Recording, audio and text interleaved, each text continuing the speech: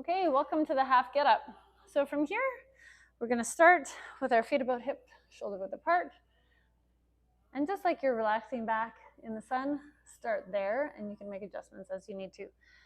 So leaning back onto the right hand, left hand forward, inhale.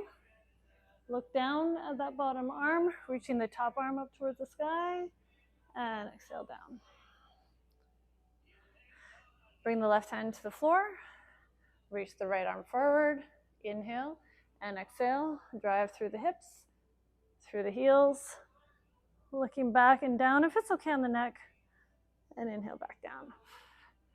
Right hand comes down, float that left hand forward, and exhale once again, driving through the hips, squeeze the glutes, a little bit of back extension, and inhale down. Right hand forward. Exhale to press.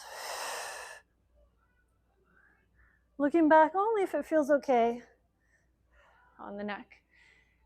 And as you alternate, if it feels okay, if you want to work some abs, then without support, bring both arms forward and then switch. We'll just do 2 more for this demo.